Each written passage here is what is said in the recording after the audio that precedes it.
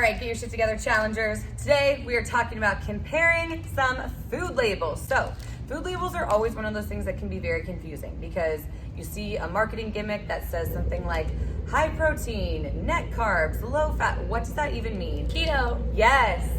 And then when you flip it over, you have a whole list of things to read. And again, what does that even mean when it comes to your goals? So we are comparing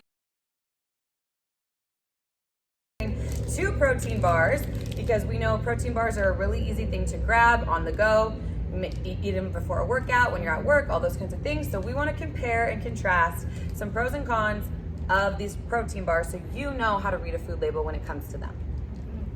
So starting off with a perfect bar. This is one of those things that is kind of marketed right now of get a high protein bar. And yes, as far as real whole nutritious value goes, the ingredient list is great. Yes. But if you can compare right now with this bar, when you look at the total calories in the serving size, if I'm having one bar, total calories on this is 330 calories. Then I'm gonna look right into the protein variable and see what the ratio is.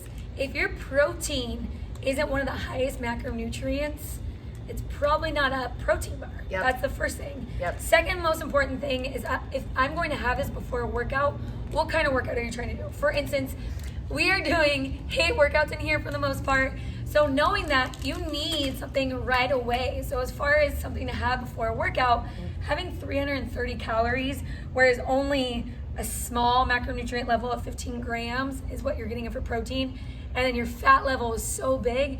Fat is used very readily through at least a 1-2 hour workout. For me, I like perfect bars. If I want to feel good, I'm not going to have a stomach ache if I'm going on a long run, a long hike, because I know I'm going to get that calorie density that will give me the energy, but also I'm not going to feel very, very full as far as each category goes. So a couple of things to note.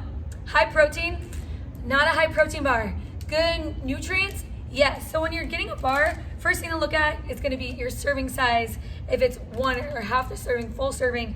Also that, how many grams of protein are you getting? Mine, this only has 15 grams out of 330 calories. How many carbs does it have? What kind of carbs does it have? And then fat. This bar right here has 20 grams of fat. Not saying to fear fat, but also just keep in mind, Especially too when you're comparing this bar, when you go to flip over a food label, a good rule of thumb is to look at the macro, the protein, the carb, or the fat. Whichever one is the highest number is what you're gonna consider the protein, carb, or fat. So for example, looking at this bar, protein is the lowest amount of grams in the ingredients, therefore it's not a majority protein. Whereas fat and carbs are pretty much almost spot on. They would be, essentially tied here, carbs being a little bit higher. But protein is the lowest amount of the macronutrients, so we can't consider it the main protein source.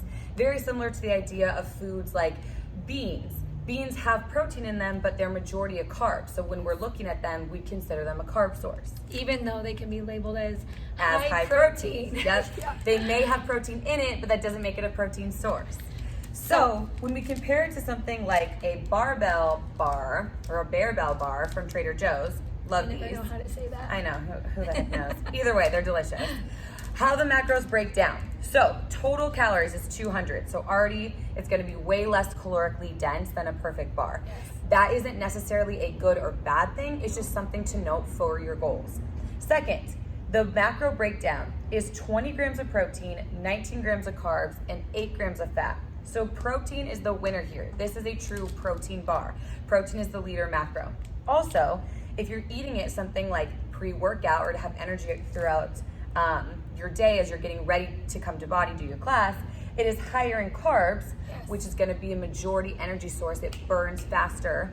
You can use that energy more readily available than the fat, and it's a lower fat option. So comparing and contrasting, the ingredient list on something like this is probably not as whole foods sourced. It's not as recognizable as something like the perfect bar where the majority of it is just a nut butter. So you kind of have to make the decision for yourself. This has more whole food sources. The macros on this are a little bit better. There's room in your nutrition and your diet for both options, but you want to be smart when and where you're consuming them.